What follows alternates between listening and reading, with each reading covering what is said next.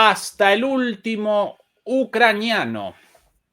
Ucrania y la Unión Europea rechazan el plan de paz propuesto por el presidente estadounidense, Donald Trump. A pesar de la desesperante situación de Ucrania, el gobierno ucraniano no realizará concesiones de ningún tipo y perseverará en su lucha contra Rusia hasta la destrucción total. Muy buenas noches, muy buenas tardes y muy buenos días. Desde Berlín, Alemania, comenzamos la transmisión número 296 de Demoliendo Mitos, charlas en vivo. Muchas gracias por acompañarnos y recuerden, por favor, ayudarnos con el pulgar arriba contra la censura, como así también a través de las suscripciones, las membresías y de PayPal. Nos acompaña desde Madrid, España, al otro lado del continente europeo, el señor Juan Antonio Aguilar. Juan Antonio, ¿qué tal todo por ahí? Muy buenas, pues un placer estar aquí, además con noticias frescas que van en la dirección de lo que ya hemos comentado en programas atrás. Yo creo que se están cumpliendo las tendencias que ya habíamos previsto. O sea que nos podemos felicitar en ese sentido. Y de paso podemos decir tranquilamente que poco de todo esto y de lo que hablemos aquí o de lo que escuchen en otros canales alternativos van a verlo ustedes en los medios de comunicación corporativos, porque ha llegado el momento de ver cómo van a contar la derrota y el desastre. Esta es la gran noticia del día, querido Juan Antonio. En The Independent, medio antirruso por demás, el titular: renuncia el jefe de gabinete de Zelensky tras redadas por una investigación de corrupción. Andriy Yermak, la mano derecha del presidente ucraniano, dice que está cooperando plenamente mientras continúa la investigación. Y poco tiempo después de esta noticia, de este notición, otro notición más grande aún: Yermak abandona el gobierno. Yermak presentó la renuncia, la mano derecha de Zelensky abandonó el gobierno. Y a partir de ahora, ¿qué? La gran pregunta. Bueno, a ver, has comenzado el programa con unas palabras que eran precisamente de Yermak. Pues esas palabras han sido ya la espoleta final, claro. Es decir, Yermak estaba condenado. Yermak no solamente era la mano derecha de Zelensky, era el poder en la sombra. Era quien manejaba realmente y quien dirigía las estructuras del régimen de Kiev. Era una pieza fundamental. Cuando comenzó a salir a la luz los megaescándalos de corrupción, ninguna sorpresa, porque todos, es decir, los que teníamos una visión más objetiva de toda la cuestión de Ucrania, sabíamos perfectamente cuál era la esencia de ese régimen. La corrupción que no viene desde que comenzó la operación militar rusa, que viene ya de antes, que no viene desde el Maidán, que viene ya de antes, que viene desde el colapso de la Unión Soviética, cuando una camarilla de oligarcas que se hicieron con las propiedades públicas, las propiedades del Estado, se enriquecieron robándole al pueblo, como es la norma, y se encaramaron ahí y han estado dominando la política ucraniana desde entonces.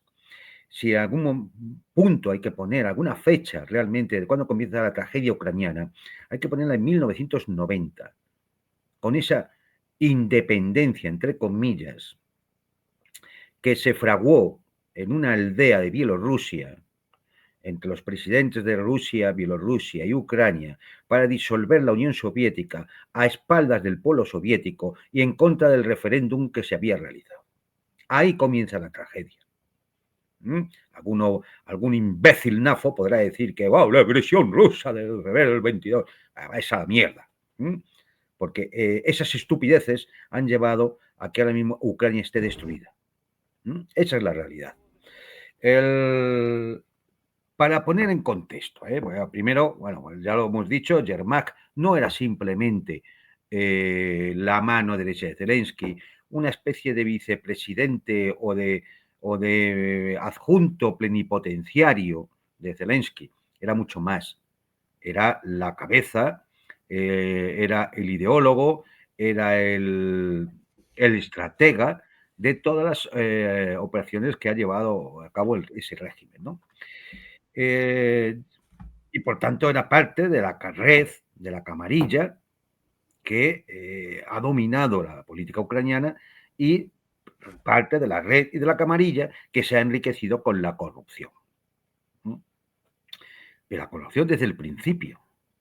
No es que ahora, como ya comentamos un día, ¿no? Como en la película Casablanca, cuando el dueño del bar Rix dice, qué escándalo, aquí se juega, como si no lo supiera, ¿no? Era su bar, era su café. Pues aquí lo mismo, qué escándalo, hay corrupción en Ucrania. No, el escándalo es que lo hayáis estado ocultando durante 3 años y medio para justificar la ayuda a un régimen criminal. Ese es el escándalo.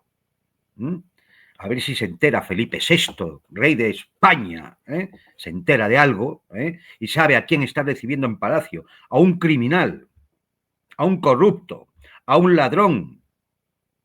Es decir, a ver si se entera. Y con Felipe VI, el resto de los ciudadanos españoles y por extensión de los ciudadanos europeos.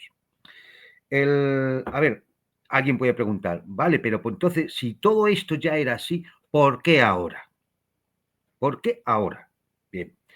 Entonces, hay que partir de 2 cuestiones para entender lo que está pasando. Uno, como ya se lo expresó públicamente muchas veces y lo dejó claro en la reunión de Alaska, el presidente Putin ha insistido siempre que un tratado de paz con Ucrania no lo puede firmar Zelensky. ¿Por qué? Porque es un presidente ilegítimo desde marzo de 2025, en el cual acabó su mandato, tendría que haber convocado elecciones y no lo ha hecho, escudándose en que tenemos una ley marcial por causa de la guerra. Pero yo animo, sobre todo a NAFOS, juntaletras y demás manipuladores de la prensa, animo a que se miren la Constitución ucraniana y vean en qué artículo está que el hecho de que haya una ley marcial hace que el gobierno pueda quedar en interinato indefinidamente, hasta que esa ley marcial acabe. Eso es incierto, eso es falso, eso es mentira. En cambio, si una situación así se da, quien sí tiene legitimidad sería el presidente de la Rada, del Parlamento ucraniano, que ya Lavrov, en una rueda de prensa, ya lo dijo. Dice que tendríamos que vernos con el presidente de la Rada, que es el legitimado. ¿Y por qué esto de la legitimación es importante? Porque nadie va a firmar un acuerdo de paz que va a pasar por las instituciones internacionales para formar parte del derecho internacional con un presidente que es ilegítimo, porque el siguiente que llegue, con toda la razón del mundo, es decir, yo no voy a respetar ese acuerdo, no voy a respetar ese tratado. ¿Por qué? Porque lo ha firmado un presidente que es ilegítimo. Es que es así de normal, de lógico, de evidente. Es así de sencillo.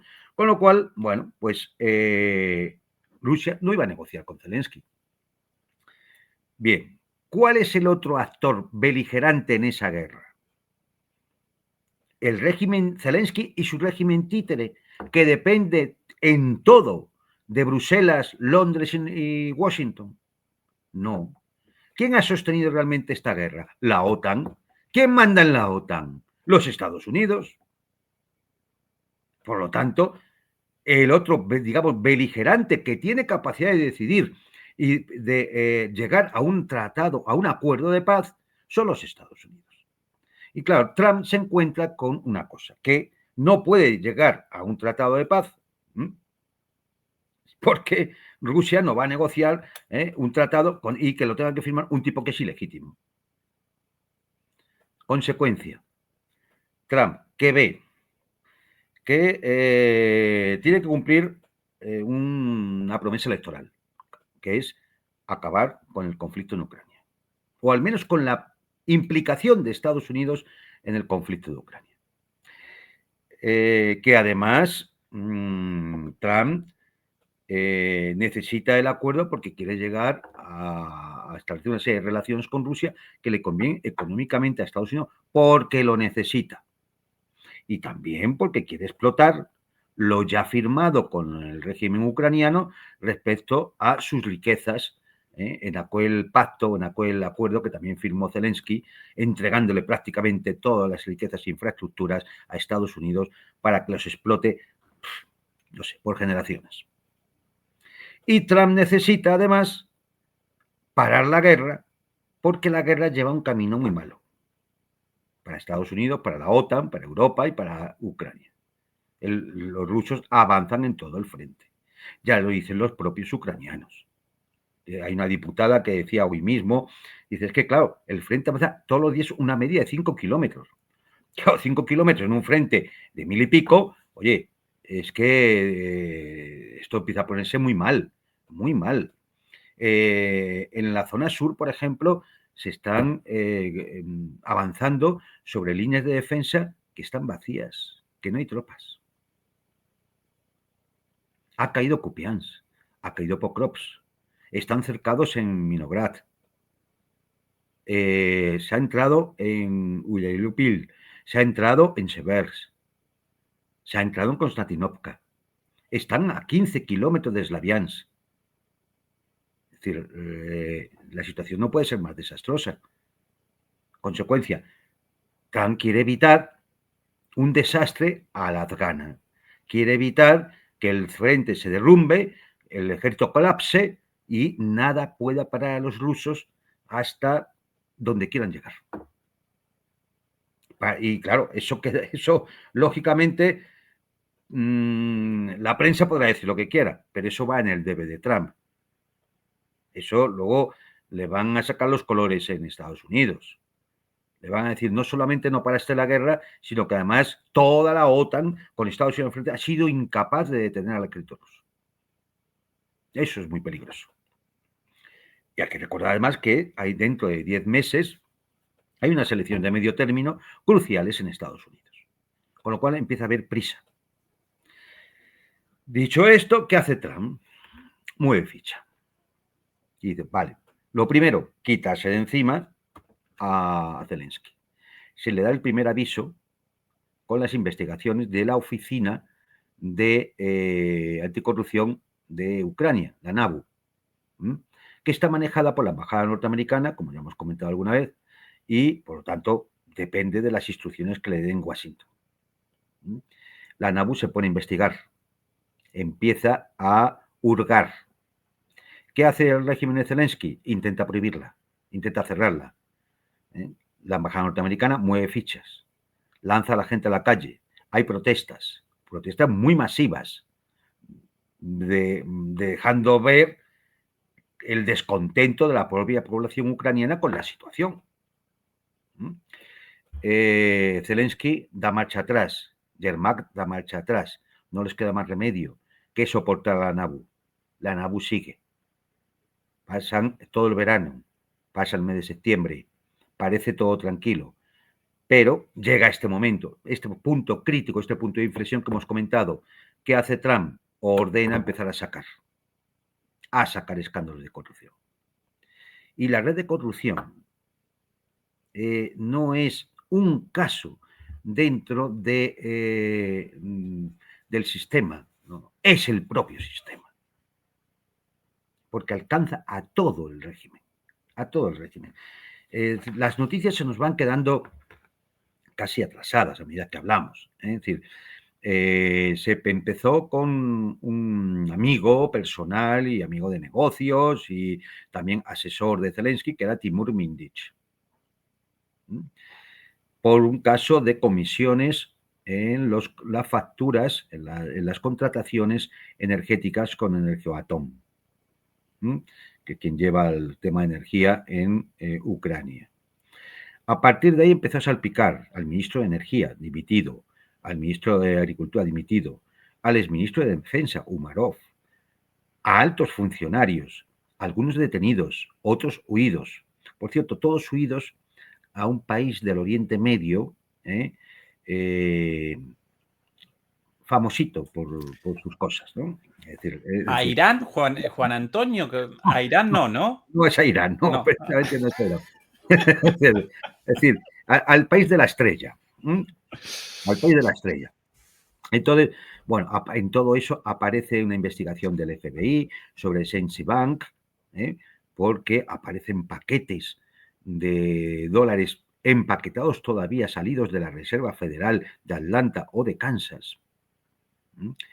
Y entonces el FBI inicia una investigación. Es una línea que lleva además hacia otro oligarca ucraniano, aunque siempre ha estado en Rusia y tiene negocios en Rusia, como Friedman, pero ahí la cosa no queda, vamos. Es decir, hay una otra empresa que aparece ya relacionada con Umerov, que es Firepoint, que se dedica ahora se dedica al tema de los drones, pero en la cual es parte directa Zelensky. Y este iba a fabricar los famosos misiles Flamingo, una estafa. También relacionada con Bagtal 95, que es una productora que está Zelensky, bueno, productora de espectáculos, que ahora se dedica también a los drones. Por supuesto, todo esto estaba relacionado y lo ha confesado así el famoso oligarca que empujó a Zelensky, Igor Kolomoisky, también de la misma tribu de la bandera de la estrella, como todos ellos, todos. Y uno dice, bueno, menuda red. La red es de tal magnitud que el propio informe de la NABU la califica como organización criminal de alto nivel. O sea que cuando aquí hablemos de que toda esa camarilla son una banda de criminales recibidos por el rey de España, estamos haciéndonos eco del dictamen de la Oficina Anticorrupción ucraniana. O sea, este es el panorama. Este es el panorama. Pero tampoco queda ahí. Yo tenía, es decir, más datos. Es decir, por ejemplo, la de una base naval que han vendido los terrenos por un importe mucho menor de su valor, en la que también están relacionados estos tipos. Y aquí también está entrando ya la mano norteamericana directamente, la desaparición de 48.000 millones de dólares. 48.000 millones de dólares de la ayuda internacional enviada a Ucrania. Dineros que han empezado a escaparse y lavarse y blanquearse por circuitos europeos, entre otros Estonia, de donde es cargo político y ahora ministra de las Relaciones Exteriores de la Unión Europea, Kaja Kallas. Y claro, todo esto que nos induce a pensar que la red llega hasta Bruselas y posiblemente más allá. Porque 48.000 millones de euros no creo que se los haya quedado solo Zelensky y sus 4 amigos. Es demasiado dinero y además es demasiado evidente porque quedaría, sería muy fácil de descubrir, es mucho dinero, es demasiado dinero. Tiene que haber complicidades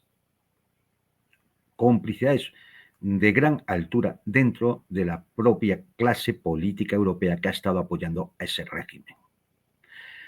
No se hacen auditorías. En Ucrania no se hacen auditorías desde que comenzó la operación militar. Es decir, todo lo que haya pasado ahí, cuando Trump decía que habían desaparecido 100.000 millones, ya veremos si no tenía razón, que esto es el colmo ya de los colmos. Ya veremos si no tendría razón de que efectivamente habían volado, no se sabe a dónde, 100.000 millones de dólares. Porque viendo lo que va saliendo. Y entonces, claro, es decir, como la mano derecha, como el que de alguna forma domina la situación, la controla, la maneja, era Yermak, es decir, en lo que es esa organización criminal de alto nivel, pues se le puso una especie de ultimátum hasta el Día de Acción de Gracias para que dimitiera. No solamente no dimite, imagino que siguiendo las directrices de sus compinches de Bruselas y de Londres, que no solamente no dimite, sino que encima se atreve a tirar por tierra el plan de paz de Trump.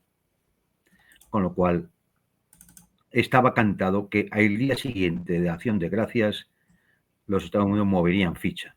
y ya la han movido. Han registrado los despachos y han obligado a destituir a Yermak. Simplemente que será la forma de carta de renuncia, ¿no? De dimisión. Realmente es una destitución porque él no tenía la más mínima intención de salir del poder.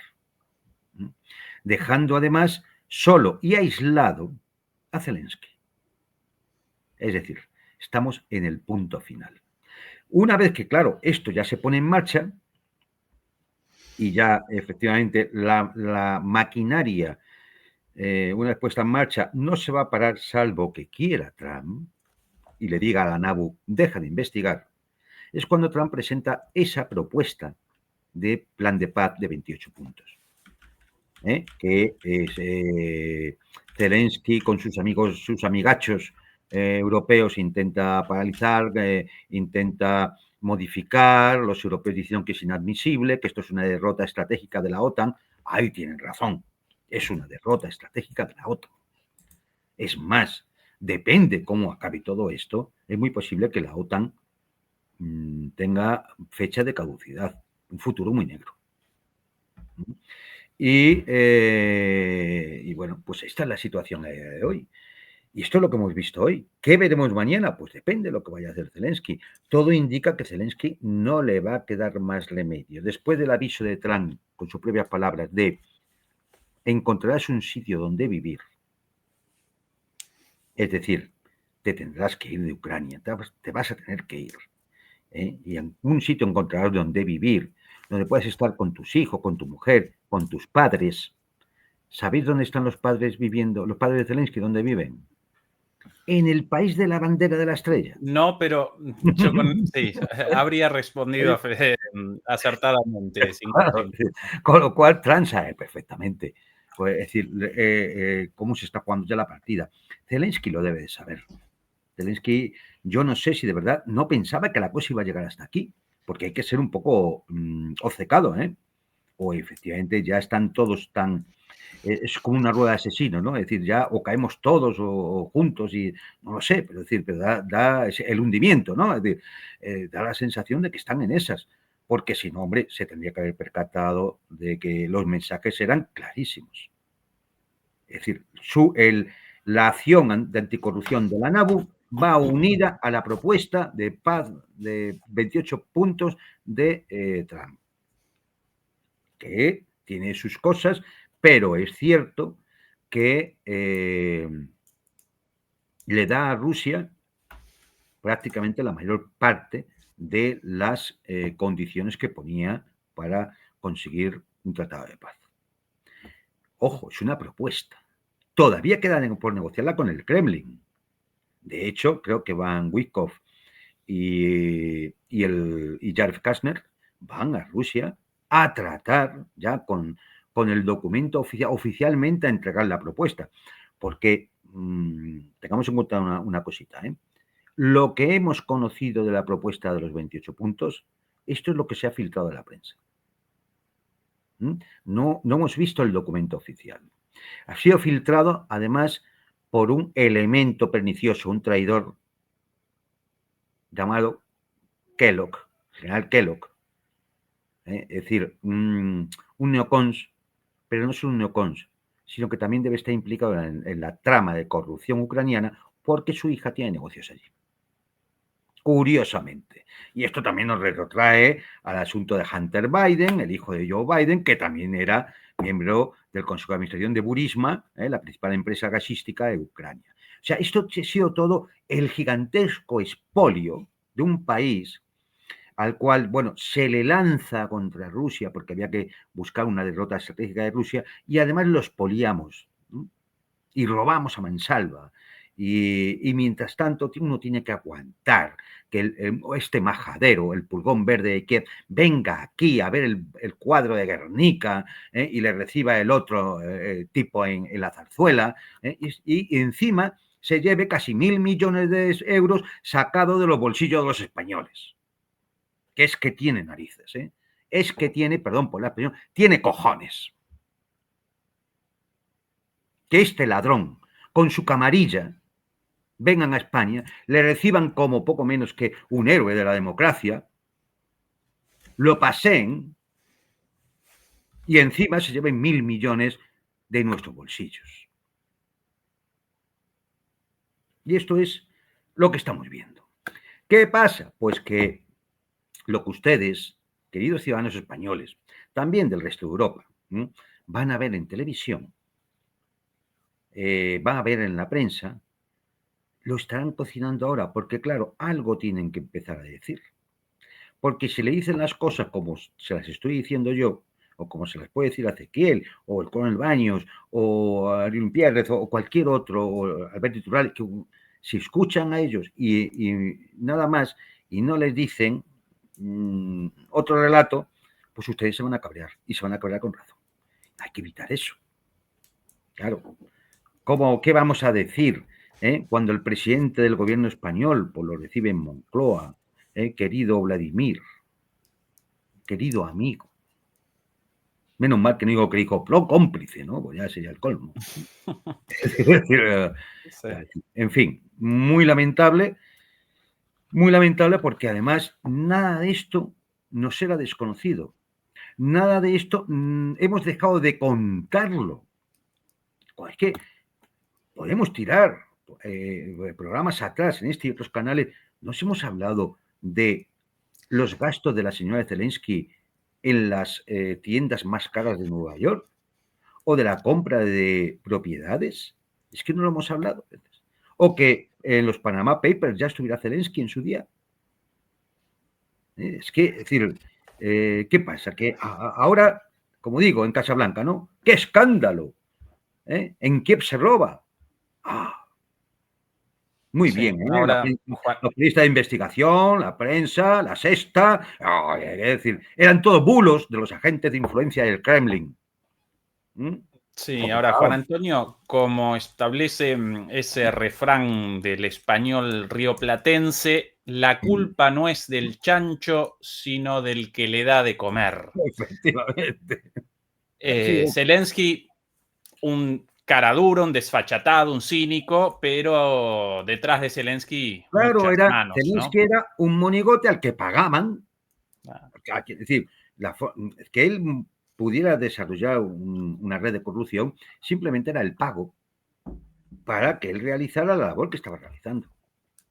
Si no hubiese sido así, cuando Boris Johnson se presenta en Kiev para decirle no firmes el acuerdo al que has llegado con los rusos y sigue la guerra, hombre, Zelensky hubiera dicho, al menos, hubiera dicho, voy a consultarlo con mis ministros, con la Rada, no sé, algo.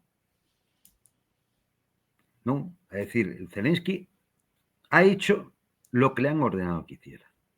¿Se enriquecía con ello? Sí, era el pago, pero ha hecho lo que han ordenado que hiciera. Por tanto, las responsabilidades últimas, las va a decir, pues muy mal y muy golfo que haya sido Zelensky, las responsabilidades últimas están en quienes durante 3 años y pico, han estado sosteniendo, pagando, financiando, formando, organizando, armando y dirigiendo a un gobierno títere manejado desde el extranjero en Kiev. Y cuando ya llega el momento del desastre, cuando ya se va cumpliendo el final del ciclo, ¿no? de que el ejército ucraniano iba de victoria en victoria y ya llegamos a la derrota final, entonces ahora aparece, como hay que eliminarle, como hay que quitarle de en medio, entonces ahora sacamos su corrupción. Ya veremos dónde podemos cortar, porque si los europeos se ponen muy tontos, igual todavía sale alguna red corrupta también en Europa conectada con las redes ucranianas. Ahí lo dejo. Igual alguno acaba salpicado. Entonces, bueno, pues estamos en... El otro día creo que decíamos que el principio del fin. Yo creo que estamos empezando a ver ya el fin. Es decir, al régimen de Zelensky no le puede quedar mucho. ¿Por qué? Porque si este fin de semana van a Moscú a llevar la propuesta que tiene que estudiar el Kremlin tardará X tiempo en estudiarla, en ver... tendrán que abrirse negociaciones. Ya lo ha dicho Putin, solo negocia con los Estados Unidos. Porque es el otro bando beligerante. Es que la lógica es esa. Entonces, y quien puede decidir solo va a negociar con Estados Unidos. Por lo tanto, van a ir punto por punto viendo todo ese acuerdo, todo ese plan de paz. Puede tardar una semana, 2 semanas, 3 semanas, 4 semanas o 3 meses. Es decir, y mientras tanto, el régimen de Zelensky va a caer. Tiene que caer.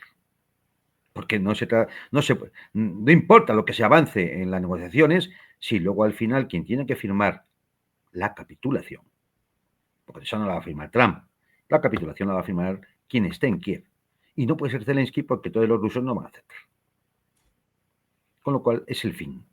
Estamos ya en el fin. Lo que dure, no sé lo que durará, pero esto ha llegado ya a ese punto, ¿no? Aquí, Juan Antonio, declaraciones recientes de hace un ratito de Zelensky respecto a esta cuestión. Aquí sus palabras: nos preparamos para una reunión con la parte estadounidense para discutir los pasos necesarios para garantizar que haya paz y que sea una paz decente. Y cuando toda la atención se centra en la diplomacia, se necesita fuerza interna para defenderse en la guerra. La fuerza interna es la base de nuestra unidad externa y nuestra relación con el mundo. Y para tener fuerza interna no debe haber motivo para distraerse con nada más que la defensa de Ucrania. No quiero que nadie tenga preguntas sobre Ucrania. Por eso estamos... Hoy se tomaron las siguientes decisiones internas. En primer lugar, se reiniciará la oficina del presidente de Ucrania. El jefe de la oficina, Andriy Yermak, renunció. Le agradezco a Andriy por representar siempre la postura ucraniana en las negociaciones tal como debe ser. Siempre ha sido una postura patriótica. Pero quiero que no haya rumores ni especulaciones. En cuanto al nuevo jefe de la oficina, mañana mantendré consultas con quienes puedan dirigir esta institución. Pronto tendremos negociaciones y nuestros representantes estarán presentes. Incluirán al jefe del Estado Mayor, al representante del Ministerio de Asuntos Exteriores, al secretario del Consejo Nacional de Defensa y nuestra inteligencia. Y cuando todos enfrentamos el desafío externo de la guerra, debemos ser fuertes internamente. El 100% de nuestra fuerza se centrará en la defensa de Ucrania. Vale, pues reinicio, un reinicio. El reset. El reset. Bueno, vamos a ver. Es una llamada a cerrar filas. Ya sabe claramente la gravedad de la situación. Entonces, es una llamada a que otros actores dentro de Ucrania no se estén planteando en estos momentos, vamos a acabar con la situación. Por ejemplo, una mayoría en la Rada, llevada por Poroshenko, Timoshenko u otros.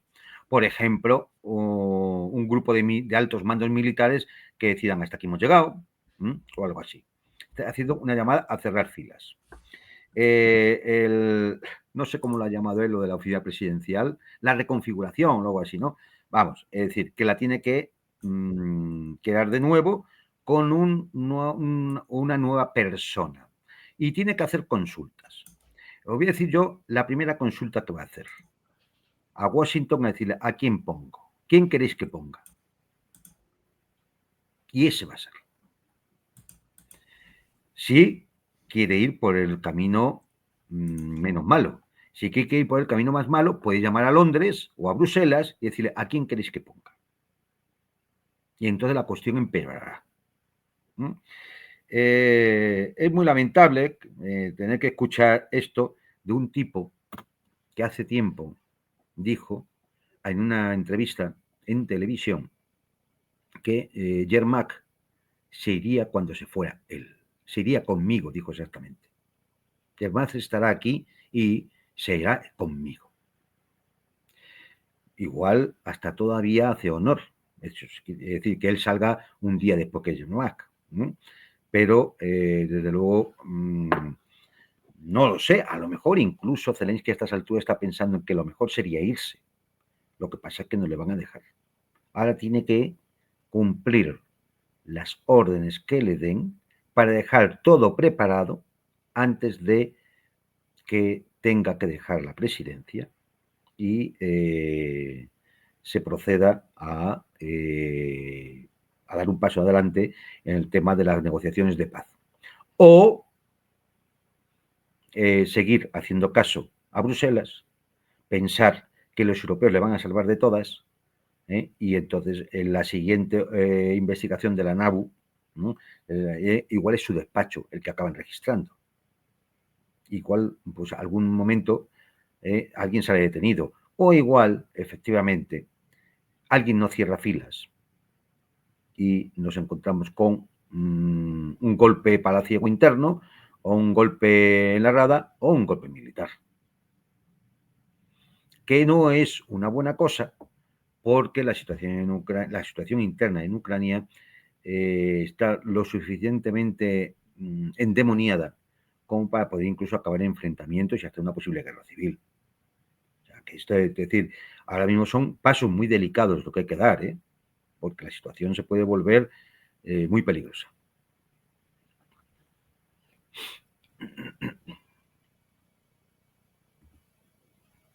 Por aquí algunas de las repercusiones de esto aquí en Reuters. El hombre para siempre de Zelensky dimite en medio de una investigación por corrupción en Ucrania. Una de ellas... Hoy recuerdo muchos refranes. Otro muy lindo refrán del español, ese de no se puede tapar el sol con la mano. Bueno, en este momento, Juan Antonio, incluso los medios occidentales, ante la magnitud de la corrupción, la magnitud del colapso militar de Ucrania, ya comienzan a presentar una perspectiva muy parecida a la nuestra, Juan Antonio. Claro que nosotros la presentamos desde hace 3 o 4 años. Antes de que murieran más de 1 millón de personas, sí, claro. Efectivamente. Aquí, por ejemplo, Guardian, la búsqueda o el allanamiento en las propiedades de Yermak tendrá enormes repercusiones para Ucrania y potencialmente para las conversaciones de paz. Reacción inmediata. Las revelaciones de que la Policía Anticorrupción está registrando la propiedad del jefe de gabinete de Volodymyr Zelensky, Andriy Yermak, tendrán enormes repercusiones para la escena política ucraniana y posiblemente también para las negociaciones de paz. Lo mismo que básicamente el mismo análisis de Juan Antonio, pero ahora por Guardian, más antirruso imposible. Aquí, por otro lado, un señor llamado Christoph Wanner, el enviado del periódico alemán Die Welt, perteneciente al grupo Axel Springer, el dueño de Bild, el grupo mediático más importante de Alemania, con el siguiente análisis. Atención a las cosas dichas por este señor sobre las razones del allanamiento a lo de Yermak. Gestern hat Andriy Yermak dem amerikanischen Präsidenten, wenn man das so sehen will, eine Abfuhr erteilt, indem er gesagt hat, el señor Andriy Yermak, el día de ayer, protagonizó una rebelión contra el presidente estadounidense. Wir werden auf gar keinen Fall Gelände abgeben. Cuando le dijo al medio estadounidense The Atlantic, no vamos a conceder ningún territorio a Ucrania. Bei dem Friedensplan keine Geländeabtretung an die Russen kommt nicht in Frage, ist gegen unsere Verfassung. Constitucionalmente no le concederemos ningún territorio a Rusia. Eso dijo Yermak ayer al medio Atlantic. Jetzt sagen hier einige Kollegen, die Amerikaner haben die NABU geschickt, so heißt diese Antikorruption. Y ahora algunos colegas reporteros estadounidenses aquí en Moscú me dicen que ahora los estadounidenses le enviaron al NABU a Yermak. So heißt dieses Ermittlungsbüro. Esta es la situación actual en Ucrania, dicho por ellos mismos. Es que da risa, ¿verdad? Es que da risa. Es que para llamar al director de Bill.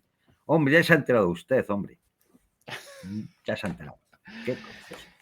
¿Qué águilas son? Es decir, no, ahora tienen que elaborar, es decir, no pueden ocultar, lógicamente, lo que está pasando, Porque ya decir, lo que pueden hacer es silenciarlo,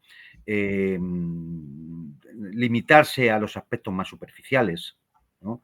Pues un caso de corrupción, pues tenía otro baño de oro como el otro, ¿no? Es decir, pues, los aspectos superficiales, y tener que elaborar una narrativa para justificarse. Porque claro, son 3 años y medio de mentiras, 3 años y medio engañando a la gente, engañando a la ciudadanía, 3 años y medio sacándole el dinero a la gente para mandárselo a esta camarilla, a esta organización criminal de alto nivel, según la propia NAU. Claro, y esto a ver cómo lo justificamos ahora, ¿no? Entonces, tendrán que elaborar una narrativa, evidentemente. A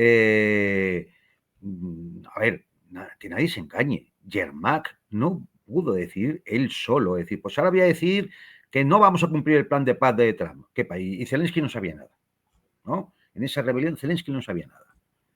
Claro que lo sabía. Claro, que esa es la posición, porque esa es la posición de Bruselas. Esa es la posición europea. Esa es la posición de Meloni, de Merz, de Macron y de Sánchez, de Starmer. Esa es la posición. Es decir, y por tanto, Yermak, ¿qué hizo? Hacer público la posición de los que le están protegiendo, de los que les están sosteniendo en esta situación. O sea, que nadie se engañe. No, o sea, no vayan a hacer ahora, a decir, como se suele decir, ¿no? Lanzadas al cascaer del caballo, ¿no? Cuando el jinete cae del caballo, ahora le pegamos las lanzadas. No, hombre, no. Pero vamos a ver, pero es que aquí hay que tirar de hemeroteca y tenemos que volver a poner imágenes, por ejemplo, de Zelensky en el Parlamento español, o en el Parlamento británico, o en el Parlamento francés. Hay que volver a ponerlas para que la gente recuerde la ignominia. Es decir, hace falta hacerlo. O todos lo recordamos. Y ahora nos enteramos, ¿no? No lo pueden tapar. Evidentemente no lo pueden tapar. Y bueno, pues lógicamente aquí hay que decirlo, Trump está ganando la partida porque tiene mucho más poder. Claro, es que el 70% de la OTAN la mantiene Estados Unidos. Es que el general jefe de la OTAN siempre es un general norteamericano. Es que manda el Pentágono. Es que tiene más poder. Es que sin Estados Unidos, no el ejército ucraniano, todo el ejército europeo no soporta un enfrentamiento con Rusia. Entonces, ¿qué van a hacer? Bueno, pues no lo sé, no sé qué se les ocurrirá. Hombre, uno después de haber escuchado de los chis de las lavadoras, las palas y los burros, los carros de combate sacados de los museos, los cánceres que tenía Putin, el golpe de estado que iban a dar los oligarcas y todas estas mamarrachadas, toda esta monserga, toda esta catedral de mentiras con la cual han estado manteniendo a la gente engañada durante 3 años y medio, pues se les puede ocurrir cualquier cosa, ¿eh? Es decir, al final la NABU estará manejada por Putin, el dinero lo puso Putin allí, es decir, no sé, algo se les ocurrirá, y si no, yo qué sé, y harán un atentado de falsa bandera en algún punto de Europa para justificar que Putin está amenazando a toda Europa, yo qué sé, es decir, se les ocurrirá algo porque más allá del ridículo en el discurso, sí hay un hecho objetivo. Esto es una derrota en toda línea. Es una derrota de la OTAN, que demuestra su inutilidad. Y demuestra también que para esa inutilidad nos cuesta muchísimo dinero, que no se justifica. Y ahora, en este plan de paz, cuando hay unas declaraciones de Putin en las que dice que lo de que él amenaza a Europa es una tontería y que está dispuesto a dejarlo por escrito en el Tratado de Paz, ¿qué dicen estos señores? Que es una artimaña de Putin para engañarnos, nos lo creamos y luego lanzar los ataques. Es decir, entre lo malos que son, como mala gente, lo malos que son como analistas y el delirio mental que tienen, que el caso más palpable, que ya hay un periodista italiano que lo ha escrito mejor que nadie, es decir, que la señora Kallas simplemente lo que hace es mandarla al médico. Esta señora mentalmente está muy mal. Muy mal. Aparte es una ignorante, una analfabeta. Una corrupta que viene de una familia ya corrupta desde la época de la Unión Soviética. Aparte de eso, está mentalmente muy mal. Y en esas manos estamos, locos, ladrones, belicistas. Bueno, pues nada. Si esto sirviera para que los ciudadanos europeos se enteraran de una vez de que los que le han mentido 100 veces le van a mentir 101 y nada no puede fiarse de ellos, que hay que tumbar esa clase política, financiera, económica, mediática, cultural, que esto hay que cambiarlo por completo, que Europa tiene que hacer un reset, pero ese sí, entero, ¿eh? Es decir, si no se percatan de eso, bueno, pues mañana les van a salir, mañana o pasado, cuando elaboren, cuando en el Centro de Comunicaciones Estratégicas de la OTAN, en Riga, por cierto, elaboren un nuevo relato para intentar seguir justificando lo injustificable. Porque claro, si no, si esto se acaba, ¿cómo va a justificar la OTAN, la Unión Europea, un plan de rearme que significa la ruina del estado del bienestar a nivel europeo? ¿Cómo lo va a justificar? Y en esas están. Y tienen mala pinta, ¿eh? Aquí, Juan Antonio, por cierto, 3.000 demoledores conectados y apenas 1.000 likes. Por favor, demoledores, ayúdenos contra la censura a través del pulgar arriba. Eso para nosotros es fundamental. Aquí, Juan Antonio, una publicación del día de hoy, hace algunas horas, nomás hace 2 horas, del Ministerio de Asuntos Exteriores alemán. Atención a este texto. Putin tiene en la mira a la Unión Europea y a la OTAN. Nuestros servicios de inteligencia emiten advertencias urgentes. Como mínimo, Rusia se está creando la opción de declarar la guerra a la OTAN para 2029. Debemos disuadir agresiones rusas junto con nuestros socios y aliados. Bien, ese es el relato. Quieren la guerra en 2029, Juan Antonio, según la cuenta oficial de... Va a ser el 17 de febrero, a las 4 de la tarde. Porque la inteligencia alemana, que es casi un oxímoron, es una contradicción in terminis, es decir, él ya sabe que va a ser el 17 de febrero a las 4 de la tarde del 2029. Es decir, este tipo es imbécil o nos toma por imbécil a los demás. Es decir, pero vamos a ver. ¿En base a qué? Informes de inteligencia, ¿por qué no los presenta? ¿Alguna prueba? No sé, algo. Algo. No sé, es decir, ¿por qué iba a declarar la guerra en 2029? ¿Por qué no en 2028? Es más, si ahora están más débiles, en el momento que se llega a un acuerdo de paz en Ucrania, ¿por qué no lanzar las divisiones sobre Polonia y los Bálticos? ¿Por qué en el 2025? ¿Por qué tiene que esperar a 2029? Es que no se dan cuenta que es una insensatez de un tipo que es un miserable traidor a Alemania, el pueblo alemán, que está ahí, bueno, que ha trabajado siempre para quien ha trabajado, y que está ahí para cumplir los designios de una clase oligárquica que para nada considera las necesidades de los alemanes. Es decir, o sea, la gente tiene que hacerse preguntas. Tiene que hacerse preguntas. A ver, ¿por qué el 2028? ¿Cómo lo sabe este señor? Oh, la inteligencia alemana. Pues la inteligencia alemana. Pero si no habían detectado ni siquiera que les habían pinchado, la NSA les había pinchado el teléfono a Merkel y a sus ministros. ¿Pero qué inteligencia? Si no se enteraron de lo del Nord Stream. ¿Pero qué inteligencia? ¿La tonturria alemana será? ¿Otra cosa? No, a ver, esto es mentira. Esto es parte del relato que le quieren ustedes hacer creer, porque si no, todo el plan de rearme se va a venir abajo. Y entonces, ¿qué va a pasar? Si ya no hay la excusa para sacarles a ustedes el dinero y llevarlo a las corporaciones del complejo militar industrial manejadas por los grandes grupos financieros y los fondos de inversión, es decir, ellos. Si ya no hay esa excusa, entonces, ¿qué va a pasar? Entonces, ¿cómo van a justificar la situación social, los recortes, la deuda, la inflación, el empobrecimiento. ¿Cómo lo van a justificar? Si ya no está Putin el malo, y allí junto a Kim Jong-un y Xi Jinping y los ayatolas y Maduro, si ya no está, ¿cómo van a justificarlo? Entonces, el rey queda desnudo. No deja de ser curioso, fíjate, es decir, es que a veces las cosas tienen hasta su gracia por cómo suceden. No deja de ser curioso que la operación de la NABU se llamara Operación Midas. Como no deja de ser curioso que la operación que se ha llevado contra Yermak se llame Ábrete Sésamo. ¿Y por qué se llama Ábrete Sésamo?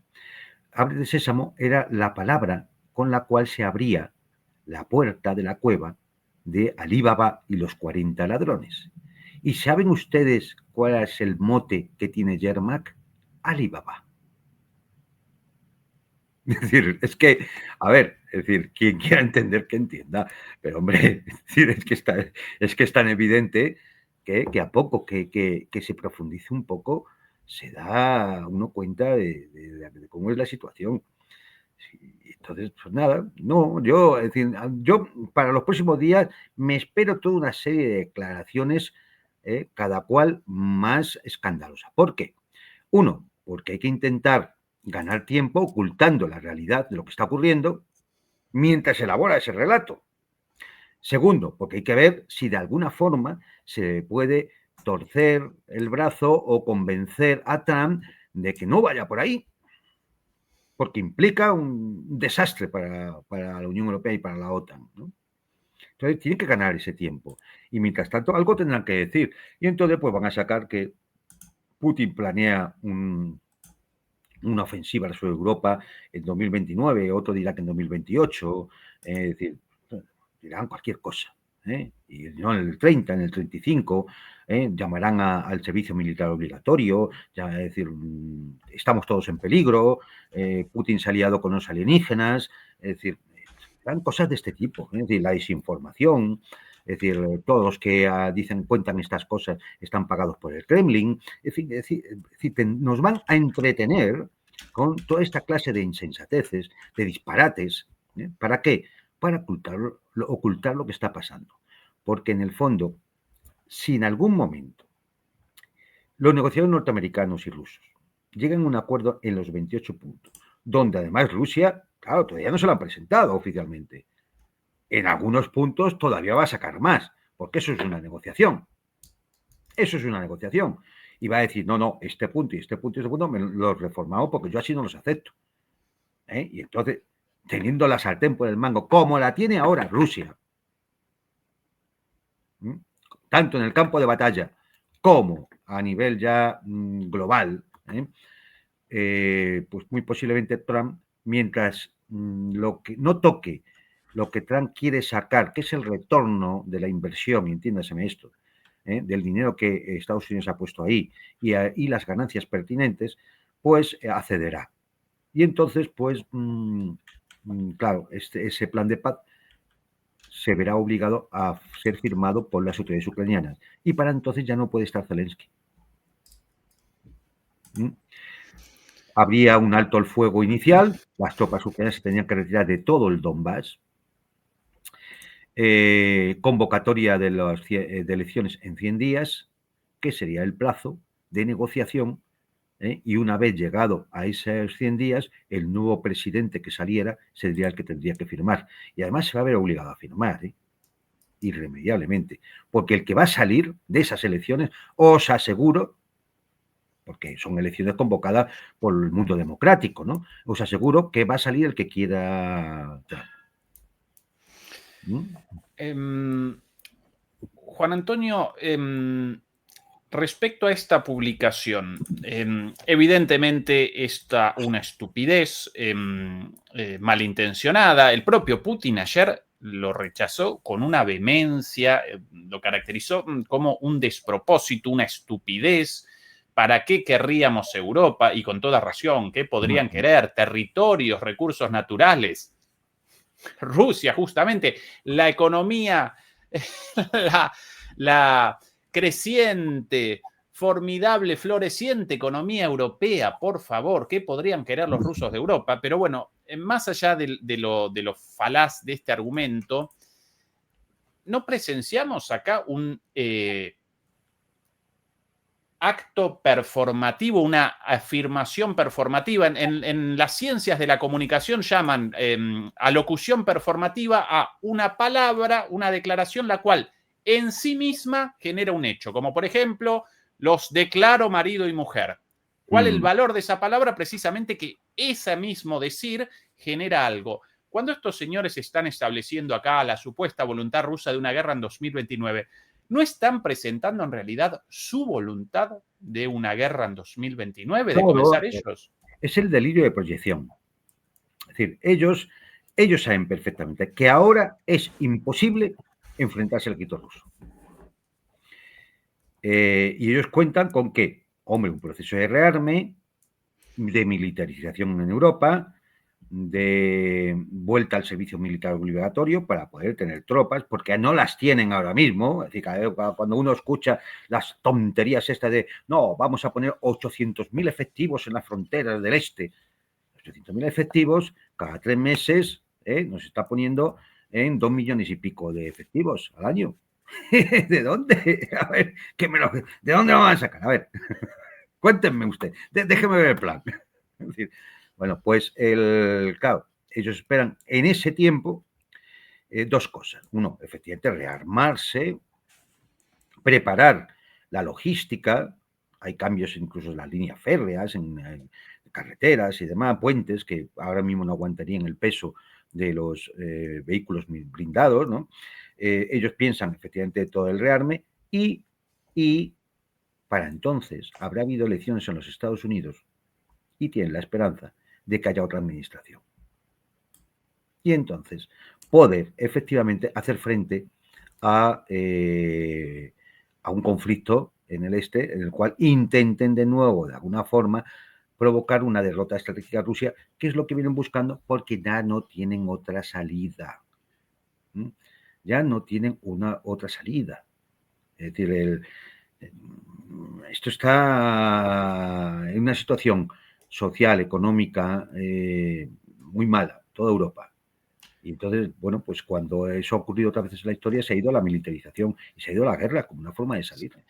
Esa precisamente la pregunta de Tito Rodríguez. Tito, muchas gracias por el apoyo. ¿Habrá paz luego del posible acuerdo si ganan los demócratas en Estados Unidos? ¿Es un escenario posible? Y la concateno con la pregunta de Marcos, por acá, muchas gracias Marcos. ¿Cree usted que a Rusia le convenga mantener la operación hasta tomar Odessa y les ayude a los subnormales de Kiev a negarse a la paz? Dicho de otra manera, considerando la posibilidad de un eventual acuerdo, pero solo como un congelamiento del conflicto, el retorno posterior de los demócratas y el reinicio de la guerra, entonces, para Putin, ¿no parece más conveniente la continuidad de la guerra y hasta la captura de Odessa? Vamos a ver. El problema es que si a ti te presentan un plan de paz, que realmente es una capitulación, donde tú ya consigues la inmensa mayoría de los objetivos, pues es difícil de justificar que no lo vayas a firmar. Es decir, es como si el otro dice, me rindo, y tú dices, no, que todavía no me conviene. A ver, eso es difícil de justificar. No, si ya te están poniendo sobre la mesa la mayor parte, por no decir casi todos, los objetivos que tú pretendías conseguir, pues ¿cómo lo vas a justificar? Efectivamente hay un peligro, que luego Occidente, como es habitual, porque esto la gente lo tiene que saber, como es habitual, no respete los tratados. Pues no podemos referir al tratado de 5+1 sobre armas nucleares, sobre energía nuclear con Irán, los tratados de limitación de armas convencionales o de medio alcance o de cielos abiertos con Rusia. Es decir, luego no respetan los tratados. Lo que pasa es que yo aquí creo que los rusos no son tontos ya a estas alturas. Ya les engañaron en Minsk 1, les engañaron en Minsk 2 y ahora no se van a dejar engañar fácilmente. Es decir, van a exigir las garantías. Y entre otras cosas, esas garantías van a pasar por el Consejo de Seguridad de Naciones Unidas. Es decir, que el Tratado de Paz tenga una consideración jurídica en el derecho internacional lo suficientemente fuerte como para decir justificar luego cualquier acción de represalia rusa. Es decir, es así. Saben que en estos momentos no cumplir el tratado sería dejar las puertas abiertas al territorio ruso para continuar su avance ya no hasta Odessa, hasta Kiev y hasta donde quisiera. ¿Le conviene a Putin? Pues, a ver, un Estado Mayor seguramente tiene, el Estado Mayor ruso tendrá previsto este escenario junto a otros escenarios. Lo tendrá previsto y tendrá previsto un plan B. Seguro. Y posiblemente el plan B vaya en que en algún momento, con elecciones, donde de nuevo pueda haber medios críticos y de oposición, partidos legalizados, no se persiga la Iglesia ortodoxa ucraniana del Patriarcado de Moscú, puedan volver dirigentes exiliados, ¿no? Es decir, o puestos en libertad otros. Es decir, todo esto junto a una cierta capacidad de desarrollo en el este de Ucrania, la más rica, que sea un espejo para el resto de los ucranianos. Y en el momento en que a lo mejor Ucrania no ni siquiera entre en la Unión Europea, porque este es un tema que no está nada claro, porque hay varios países ya que se oponen directamente, entre otros empezado por Polonia, que quién lo iba a imaginar, ¿no? Empezado por Polonia. Pues posiblemente el plan B de Rusia pase porque en un momento determinado las mismas fuerzas políticas y sociales ucranianas exijan un referéndum de determinadas regiones para su reincorporación a la Federación Rusa. Y esas regiones sin duda serían Kharkov, Dnipropetrovsk, Mykolaiv y Odessa. Esto no va a ser inmediato, no sería inmediato, es un plan estratégico, pero uno de los miembros de la Duma lo decía, y un miembro de la oposición ucraniana que está exiliado en Rusia, lo decían, que quizás el futuro sea eso, la reincorporación, es decir, o al menos una situación como la del Estado de la Unión que tiene Rusia con Bielorrusia. Es decir, si Ucrania al final ve cerrado el camino para poder integrarse en la OTAN, que no va a poder, y por las razones políticas y económicas de la propia Unión Europea, si es que sobrevive a todo esto, tampoco va a entrar en la Unión Europea, Ucrania solo tiene una salida, que es volver a su mundo, de donde venía, al mundo ruso eslavo, como Bielorrusia. Entonces yo creo que por ahí puede estar el plan B. Esto, a ver, entiéndase que esto es un poco especulativo, ¿no? Es decir, yo sé que, estoy convencido que el plan B existe. Estoy diciendo lo que yo creo que podría ser más vendible en un momento dado. Alguien dice, pero bueno, es que la inmensa mayoría de la población ucraniana ya está en la zona rusa, o en Rusia, o en Europa, y no va a volver. Tengo una estadística por ahí, es decir, que he recibido, y los datos son realmente impresionantes. Es decir, posiblemente en Ucrania ahora mismo, en noviembre de 2025, estemos aproximadamente en unos 15, 16 millones de habitantes, de 52 millones que tenía. 15 millones hacen inviable el país ya. De hecho, cuando dicen en el plan de paz que decía en uno de los puntos que el ejército ucraniano podría llegar a tener 600.000 efectivos. Si hay que reconstruir el país, no vamos a poder tener ni 600.000 efectivos, porque los vas a necesitar para levantar el país. ¿Cómo vas a tener un ejército de 600.000 efectivos? ¿Para qué? Para seguir enfrentándote a Rusia, que ya te ha derrotado ya. Vas a volver a las mismas.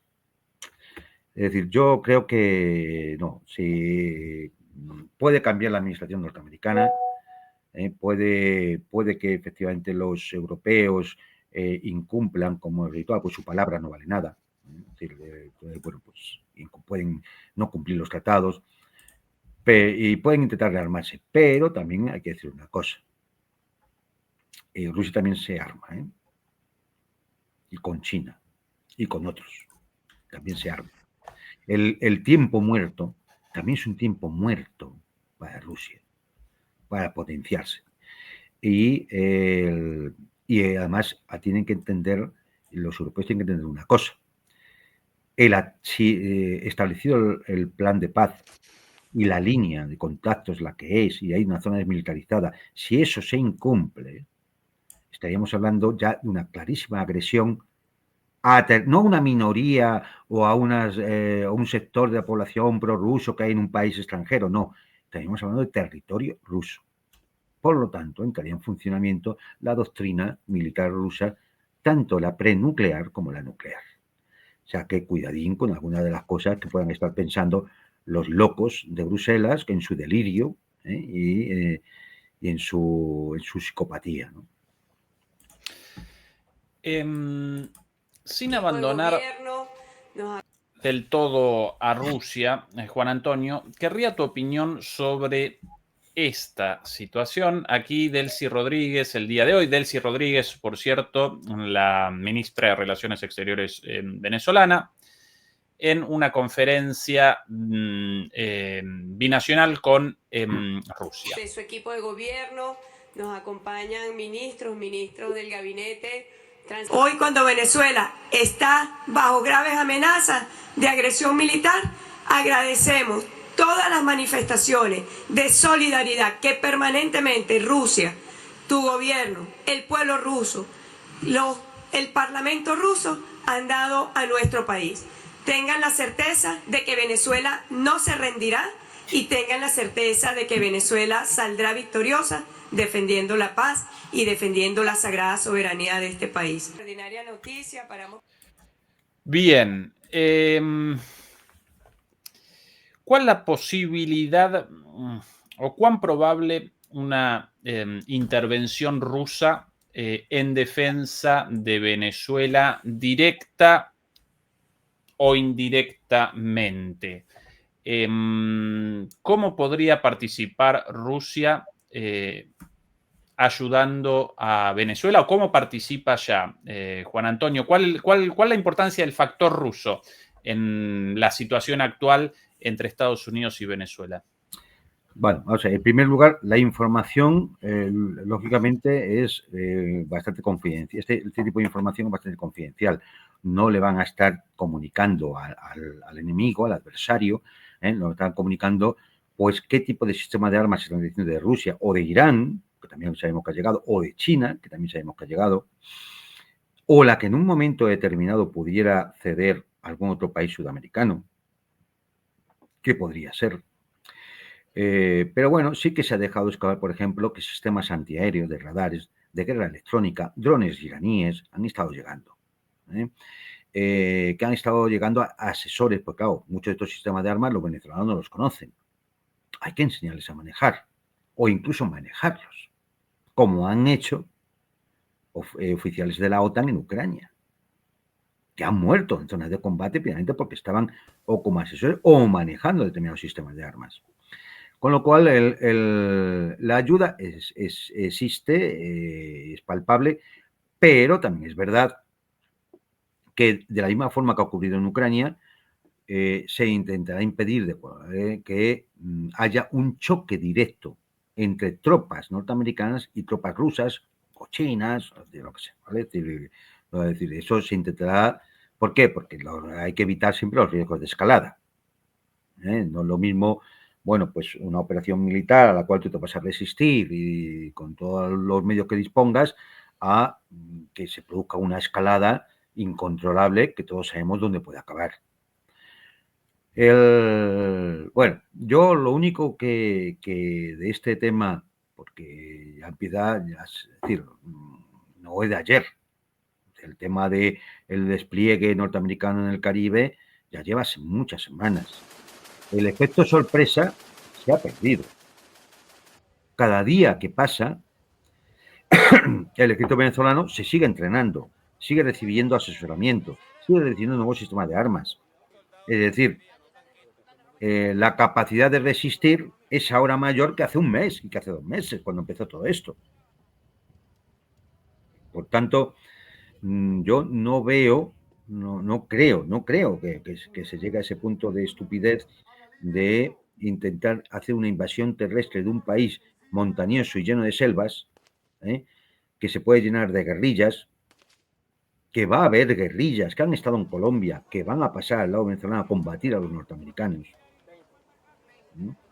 que tienen una gran experiencia, que conocen el terreno, que el ejército venezolano lleva muchos años alistándose en la guerra asimétrica, porque ha habido teóricos de guerra asimétrica que han ido allí. Yo tengo algún manual del ejército venezolano sobre guerra asimétrica. ¿Bien? Con lo cual, la posibilidad de ofrecer una resistencia no victoriosa, pero es que, claro, la guerra asimétrica, la victoria no se consigue derrotando al enemigo, sino evitando que el enemigo te derrote a ti. Así se gana una guerra asimétrica, evitando que el enemigo te derrote a ti. En eso yo creo que Venezuela sí que puede ejercer una cierta acción militar exitosa. ¿Esto lo sabe el mando norteamericano? Lo sabe perfectamente. Entonces, posiblemente vayan a intentar otra cosa, que es alguna acción de intentar descabezar a los líderes de la revolución bolivariana, como hicieron en Irán, con la guerra de los 12 días, operaciones encubiertas, sobre todo para crear un daño económico en las infraestructuras críticas, es decir, acciones terroristas, para que nos vamos a engañar, digámoslo como es. Todo eso sí creo que lo pueden llegar a hacer. Y una presión psicológica brutal para intentar que el régimen venezolano negocie su final. Se escuchan, por ejemplo, cosas que realmente me parecen disparates también, ¿no? Que Maduro se puede ir a un exilio dorado en Turquía. Y se va a ir a Turquía, un país de la OTAN. No sé, son cosas que más bien parece todo guerra psicológica que realidad, ¿no? Si las cosas se hacen bien, a estas alturas, el Alto Estado Mayor venezolano habrá establecido una segunda y una tercera cadena de mando.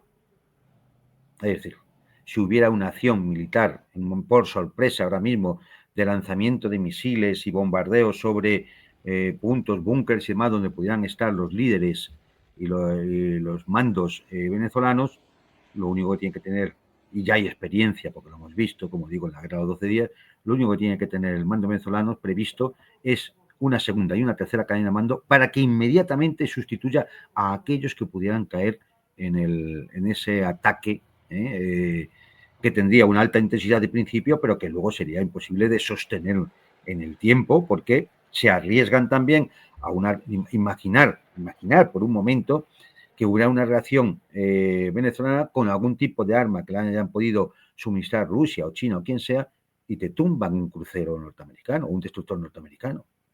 Eso en Estados Unidos luego hay que venderlo, y para Trump sería muy difícil venderlo. No ya que murieran unos soldados, sino el impacto que ante la opinión pública tendría. Por lo cual, yo no, es decir, podemos esperar ver alguna acción del tipo, aparte de lo que hemos estado viendo, de este tipo de bombardeo de pequeñas lanchas que no sabemos si llevan pescadores, narcotraficantes o tipos que están de vacaciones. Como no hay pruebas ni hay nada, ni evidencia ni de ningún tipo ni nada, pues bueno, pues no lo tenemos que creer porque lo dice Washington, ¿no? Y ya está, no lo creemos, ¿no? Es decir, punto. Pero si hubiera una acción de mayor envergadura, que es muy posible que pueda haber una acción de ese tipo, no hay que descartarla, pues yo creo que tendría un alcance corto. Quizá para obligar a negociar a los venezolanos, algunas condiciones que le puedan interesar a Trump. Pero yo no veo, al menos hasta ahora, no veo que se estén dando condiciones como para pensar que pueden acabar con el régimen bolivariano. O sea, me temo que no. Y además, luego, el impacto que va a tener en toda la opinión pública de los países americanos. O sea, no ya Brasil o Nicaragua o Cuba o Colombia, que por un momento determinado podían solidarizarse, incluso de alguna forma encubierta ayudar a Venezuela, sino la opinión pública de otros países del sur de América, de Perú, de Bolivia, de Ecuador. Es decir, bueno, de nuevo que volvemos otra vez a Somoza y a y a las intervenciones norteamericanas como siempre. ¿Qué pasa? ¿Vamos invadiendo otra vez Nicaragua? No, es decir, esto no tiene pues. Y como además, a estas alturas, la excusa del narcotráfico, cada vez la gente va teniendo más en cuenta que es una excusa barata, torpe, increíble, por muchas razones, ¿no? Es decir, porque cualquiera que conozca un poco, por ejemplo, el tema de las plantaciones de heroína en Afganistán, que llegaron a un punto máximo gracias a la ocupación de la OTAN allí, y a un punto mínimo ahora, gracias a la destrucción que hacen los talibanes de esas plantaciones, pues claro, todo suena muy hipócrita, muy de excusa. Es decir, yo creo que esto se corre un alto riesgo si se le va de las manos la presión que está creciendo ahora mismo sobre Venezuela en el Caribe. Un alto riesgo.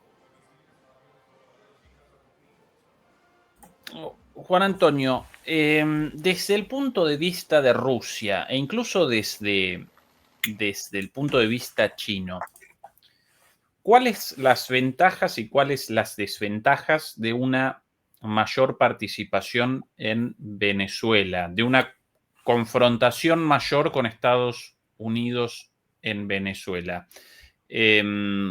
Porque efectivamente, por un lado aparece el riesgo de un enfrentamiento directo, sin lugar a dudas, pero por otro lado, también de alguna manera respondería, por ejemplo, China a la presión en su patio trasero Taiwán con presión en el patio trasero estadounidense. Y Rusia al este de Europa, efectivamente. Y Rusia, claro, exactamente lo mismo. Entonces, allí, evidentemente, y Irán, fíjate, claro que los actores, es decir, ¿qué convendría, por ejemplo, a China, Rusia y otros? ¿Qué convendría? Pues que efectivamente, si hubiera una agresión norteamericana, hubiera una cierta capacidad de resistencia para que Venezuela pueda declarar una victoria. Que, como digo, en la guerra simétrica una victoria no es que entren los tanques venezolanos en Washington, es que no te derrote la potencia hegemónica. Con que no te derrote es una victoria. Entonces, en ese caso, vamos, por todos los pueblos de América se va a pensar, esto ha sido gracias, entre otras cosas, por supuesto, al pueblo venezolano, ¿no?, que es el que está ahí en primera línea, pero también, gracias a otras cosas, a unos aliados creíbles que son Rusia, China, y eso aumentaría, sería una victoria psicológica, porque aumentaría efectivamente la confianza en sus países y, por tanto, gobiernos que verían con mejores ojos, es decir, oye, ya las cosas no son como antes, que nos mandan 2 cañoneras y nos tenemos que plegar. A lo mejor ahora tienen que plegarse. Esa sería una gran victoria. Y esa victoria sí que la podrían esperar rusos, chinos o quien fuera, con la ayuda a Venezuela, intentando evitar, como digo, ese enfrentamiento directo que sería una escalada que no podemos ni siquiera calcular dónde podría llegar, ¿no? Pero al menos eso sí, claro, que sería beneficioso. Y con eso llegan otros beneficios.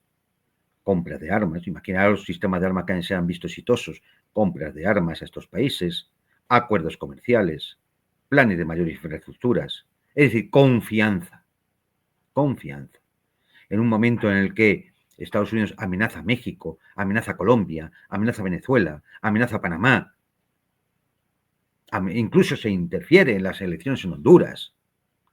Es decir, en un momento así, oye, pues es... y por otro lado, además, sin duda alguna, sería un golpe para los gobiernos americanos que son ahora mismo están alineados con la Casa Blanca, ¿no? Hablamos de Milei, por ejemplo, en Argentina, por decir el más escandaloso, ¿no? Es decir, pues claro que sí, sería un golpe, porque les pone en el ojo del huracán. Por cierto, mañana vamos a realizar una charla con Nicolás Lantos, para mí uno de los analistas políticos más lúcidos de Argentina, sobre Milei en el contexto geopolítico regional. Aquí la publicación de Trump sobre Honduras La democracia está en tela de juicio en las próximas elecciones en el hermoso país de Honduras el 30 de noviembre. Hace no mucho recuerdo que había caracterizado a Honduras y a los países centroamericanos como, en inglés, shitty countries, países de mierda, literalmente. Ahora el hermoso país de Honduras, bastante cara dura, el señor Trump. Maduro y sus narcoterroristas tomarán el control de otro país como lo hicieron con Cuba, Nicaragua y Venezuela. ¿Quién defiende la democracia y lucha contra Maduro? Ese es Tito Asfura, candidato presidencial del Partido Nacional. Tito fue el exitoso alcalde de Tegucigalpa, donde llevó agua potable a millones de personas, bla, bla, bla, bla, bla, bla. Su principal oponente es Richie Moncada, quien dice que su ídolo es Fidel Castro. El intervencionismo de Trump con respecto a Honduras. En Argentina determinó la elección de medio tiempo con esa promesa falaz de un préstamo indirecto a través de un intercambio de monedas. Que se ha quedado en no sé qué. En nada. Y en un negociado para sus amigotes, pero electoralmente generó un cambio en la tendencia. Incluso los propios mileístas vaticinaban una derrota catastrófica y ante el temor de una crisis económica como producto de una declaración de impago de la deuda, bueno, Milei pudo realizar una elección mucho mejor de lo previsto. En la elección ahora, dentro de poquito, la segunda vuelta en Chile, también está participando muy fuerte a favor del candidato Kast, en contra de la candidata del Partido Comunista.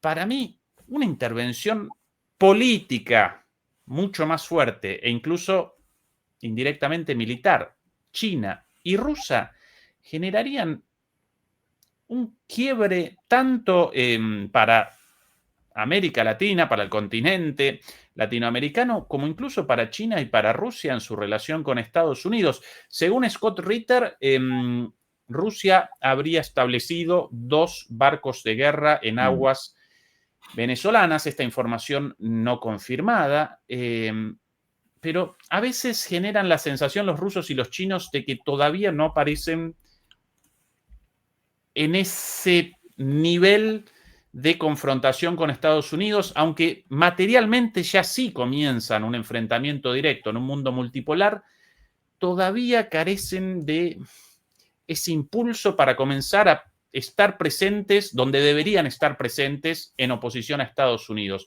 ¿O realizo una interpretación equivocada, Juan Antonio? No, sí es así. Hombre, lo que pasa es que, como digo, esto es diplomacia oculta también. Es decir, por ejemplo, yo estoy convencido que satélites chinos y satélites rusos van a dar inteligencia al ejército venezolano. Convencidísimo. No tengo la más mínima duda. Y que si hay que mandar más sistemas de guerra electrónica, más sistemas antidrones, más sistemas, lo van a mandar.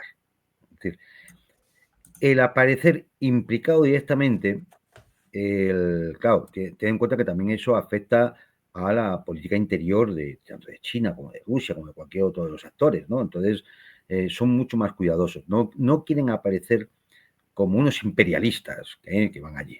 Es decir, se cuidan mucho. En China por tradición, no lo ha hecho nunca. Y Rusia porque sería enfrascarse de nuevo en situaciones que, bueno, es decir, luego hay que decir todo también, ¿no? Luego estas cosas le cuestan a Rusia, porque son países que luego, para poder responder, pues no tienen mucha capacidad, ¿no? Es decir, entonces esto hay que entenderlo. Pero sin duda alguna, yo creo que estoy de acuerdo contigo en que cuanta más presencia vayan haciendo, pueden intentar contrarrestar la política norteamericana, que empieza a ser muy clara. Es decir, ellos, yo creo que en Washington saben perfectamente que ya no se va a poder parar un proceso histórico hacia la multipolaridad y, por tanto, están buscando, de alguna forma, asegurar sus áreas de influencia. Y un área de influencia es toda Sudamérica. Ya está. Es decir, y lo que vemos son ese tipo de acciones para intentar asentar ese área de influencia.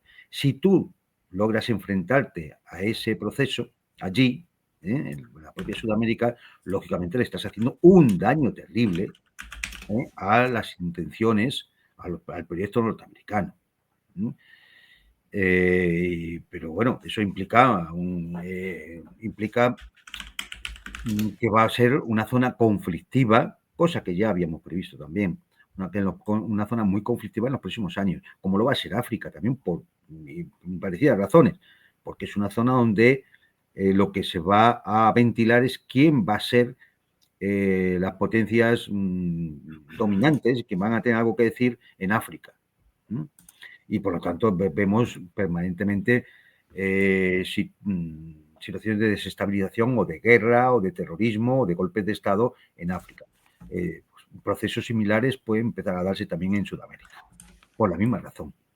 Estados Unidos tiene que asegurar el subcontinente americano, igual que tiene que asegurar Europa Occidental, como sus áreas de influencia. Si no, su poder dentro de un mundo multipolar acelerará su declive. Eso es así.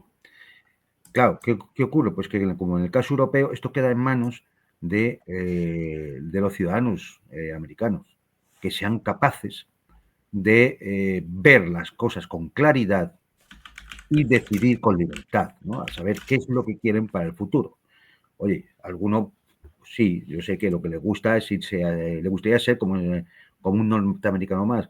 Pues oye, pues que se vayan allí, ¿no? Es decir, pero es decir, está en manos de los sudamericanos el de decir, no, queremos ser nosotros mismos. Claro, también con la división que ha habido en estados, eso es una cuestión histórica que no vamos a entrar ahora, que ha habido en toda Sudamérica, cada país, él solo frente a la gran potencia hegemónica norteamericana, tiene poco que hacer, es muy débil. Con lo cual, bueno, pues lo único que se puede hacer es aplicar un imperativo geopolítico fundamental, que es aumentar, si tu poder relativo es pequeño, aumentar el poder relativo, ¿cómo? Sumándote al poder relativo del resto de los estados, es decir, yendo a una convergencia, a una unión en sudamericana, hispanoamericana, latinoamericana, que permita enfrentarse a una potencia hegemónica como la del norte, ¿no?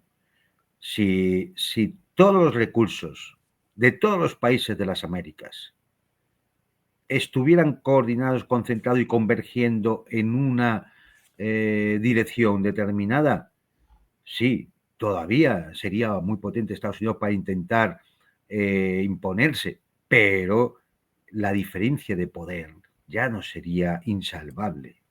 ¿Qué iban a hacer? Invadir todo el subcontinente. No pueden. El costo No. muchísimo más elevado, verdaderamente.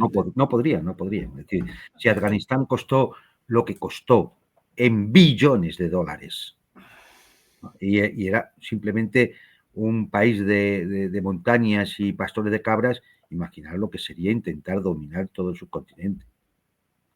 Es imposible. Las elecciones en Honduras en apenas 2 días, solo como comentario de color, aquí las frases, los lemas de campaña, atención a esto, Juan Antonio, por un lado de Asfura, mencionado por ahí por Trump, papi a la orden, es el lema de campaña, papi a la orden, el candidato de Trump. La candidata ahí defenestrada por Trump en su alocución, Rixi Moncada, su lema, lo público y la soberanía nos unen, que el pueblo siga gobernando, no volverán. Y por ahí otro candidato también cercano a Trump, Mario Rivera, del Partido Demócrata Cristiano, con el lema, unámonos a los gringos por un cambio distinto. Confesión de parte, relevo de pruebas. Esto es lo de como en Argentina, lo de Braden o Perón, ¿no? Es decir, claro, es que es lo mismo, ¿no? es que es una cosa. Es decir, el embajador americano o Perón. Pues, claro, pues, es decir, a mí lo que me cuesta mucho trabajo entender es que alguien pueda votar a un candidato que dice papi a tus órdenes. O sea, no puede ser. No puede ser. O sea, es decir,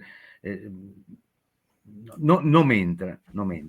Oye, si quieres ser esclavo, pues ya está, vete a Estados Unidos allí, le pides unas cadenas, y que allí con las cadenas y una bola de hierro te pones allí a servir hamburguesas. Ya eres un esclavo. No fastidies a los demás. No, y ahora te machacan a palazos también, además, Sí. además, porque inmediatamente apresado por el ICE y deportado y maltratado en el medio también, ni siquiera los quieren a los vendepatrias. Pero bueno, no, lógicamente no todos los migrantes latinoamericanos en Estados Unidos vendepatrias, pero a estos vendepatrias con frases como papi a tus órdenes, dependamos, ¿cuál la otra? La de unámonos a los gringos, eso sí, vendepatrias, eso sí a Estados Unidos. Bienvenidos, ahí abierta la puerta. Quien quiera, adelante. Te monten un equipo de fútbol con Guaidó, y allí se monten. Juan Antonio, como siempre, un placer la conversación. Perdón por la introducción del tema de Venezuela, no mencionado antes, pero yo consciente de que vos podés responder sobre cualquier cuestión geopolítica siempre con muchísima holgura, por eso la pregunta. En un ratito nada más, en 20 minutos, comienza Fernando Moragón sobre Ucrania en nuestro canal hermano DMP Geopolítica. Y mañana, Juan Antonio, vos también por DMP Geopolítica, sábado, ¿podrás o...? Sí, si no hay tormentas, ni el tiempo lo impide, ni esas cosas como decía antes en los toros, sí, mañana. Perfecto. Mañana habrá programa. Demoledores y demoledoras, muchas gracias por habernos acompañado. Hasta la próxima. Juan Antonio, chau. Hasta pronto y un saludo a todos.